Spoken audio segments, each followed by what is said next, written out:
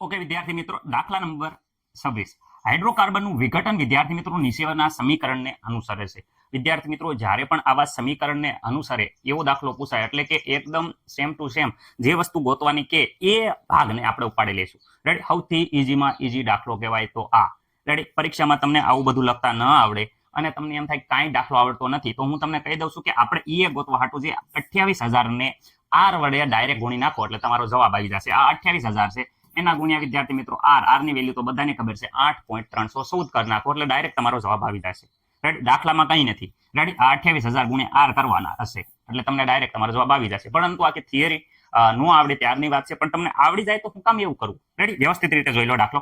આ સમીકરણ આપેલું છે અને એ ગણવાનું છે સક્રિયકરણ ઉર્જા. રેડી, સક્રિયકરણ ઉર્જા ગણવા માટે તમે જોઈ શકો છો કે આ સમીકરણ આપણને આપેલું છે, અહીંયા રકમમાં જોઈ શકો છો. આખું સમીકરણ છે એ આપણી જે આરએનએસ સમીકરણ છે તમે અહીંયા જોઈ શકો છો એના બરાબર કરવા જઈએ તો અહીંયા જુઓ તો 4.5 ગુણ્યા 10 ની વિદ્યાર્થી મિત્રો 11 ઘાત સેકન્ડ ઇનવર્સ ઈ બરાબર અહીંયા જોઈ શકો છો 28,000 કેલ્વિન છે વિદ્યાર્થી મિત્રો અપોન વિદ્યાર્થી મિત્રો ટી. ઓકે, અહીંયા તમે એક વસ્તુ તમને જોઈએ છે તો કે એ બરાબર તો જો આ વેલ્યુ આવી જાય છે, અહીંયા સમીકરણને એકબીજાને આપણે તાલમેલ બેસાડવી તો એ બરાબર તો અહીંયા વેલ્યુ આવી જાય છે.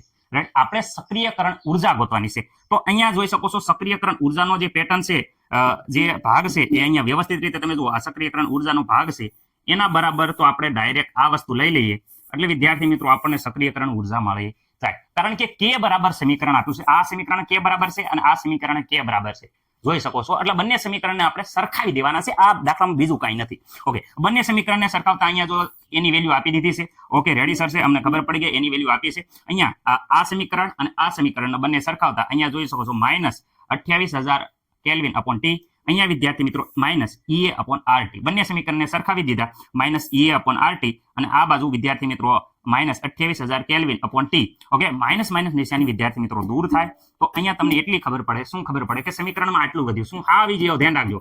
EA અપોન વિદ્યાર્થી મિત્રો અહીંયા વધ્યા RT અને આ સામેની બાજુ શું વધ્યા તો વિદ્યાર્થી મિત્રો આ બાજુ સામેની બાજુ જોઈ શકો છો અહીંયા વધ્યા 28,000 કેલ્વિન અપોન વિદ્યાર્થી મિત્રો ટી. રેડી, ઓકે, આમાં કઈ ડાઉટ છે? હા સર, હજે ઉડે છે. અહીંયા જો ટી આ ટી બંનેમાં સરખા છે, તાપમાન બંનેમાં સરખું છે તો તાપમાન જતું રહેશે. તો વિદ્યાર્થી મિત્રો EA બરાબર તમે જોઈ શકો છો કે આ 28,000 કેલ્વિન વિદ્યાર્થી મિત્રો આ આર સામેની સાઈડમાં જશે તો વિદ્યાર્થી મિત્રો આર અહીંયા ગુણાશે. ઓકે, દરેક વિદ્યાર્થી મિત્રોને આર ની વેલ્યુ ખબર હશે. મેં કીધું તો 28,000 ગુણ્યા આર કરી નાખો પહેલા એટલે ડાયરેક્ટ જવાબ આવી જશે. નો દાખલો યાદ રહે તો એવું જ કરવાનું.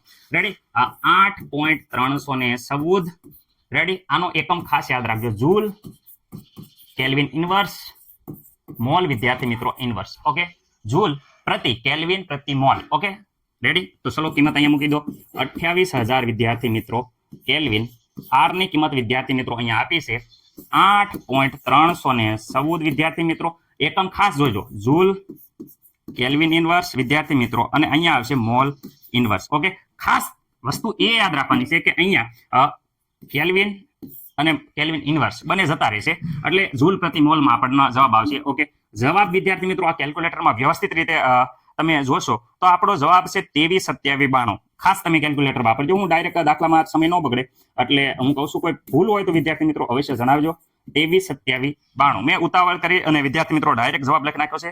અને આ વિદ્યાર્થી મિત્રો અહીંયા જોઈ શકો છો જૂલ પ્રતિ મોલ વિદ્યાર્થી મિત્રો જોઈ શકો છો જૂલ પ્રતિ મોલ આ જવાબ આવ્યો છે. ઓકે, પરંતુ કિલો આમાં મેળવવા હોય સક્રિયકરણ ઉર્જા વિદ્યાર્થી મિત્રો કિલોમાં હોય તો કિલોમાં આપણે 1000 વડે આપણે ભાગાકાર કરશું તો 1000 વડે ભાગાકાર કરીએ તો અહીંયા 232.792 થઈ જાય છે. ઓકે, મને નથી લાગતું અહીંયા પોઈન્ટ તમને આરામથી દેખાતો હશે. ઓકે, આ થઈ જાય છે કિલો વિદ્યાર્થી મિત્રો કિલો અને ઉપર જે હતું એ જ પ્રમાણે વિદ્યાર્થી મિત્રો જૂલ પ્રતિ મોલ, કિલો જૂલ પ્રતિ મોલ. મને નથી લાગતું કે કોઈ પણ હવે આમાં પ્રોબ્લેમ હોય. ઓકે વિદ્યાર્થી મિત્રો, કે કેલ્વિનમાં કેપિટલ કે આવશે, આમાં સ્મોલ કે આવશે, એ ખાસ ધ્યાન રાખવાનું છે. રેડી, આ તમારો જવાબ આવી ગયો. આવી જ રીતે આગલો દાખલો આવે તો બંને સમીકરણને વિદ્યાર્થી મિત્રો સામે સામે મૂકી દેવાના અને જે વસ્તુ ગોતવાની હોય એને વિદ્યાર્થી મિત્રો એક તરફ કરી નાખશો એટલે આવી જશે સેમ ટુ સેમ આની જેવો તે દાખલો છે આગળનો. એટલે આ દાખલો દરેક વિદ્યાર્થી મિત્રોને ખબર પડવી જોઈએ. Okay, ready.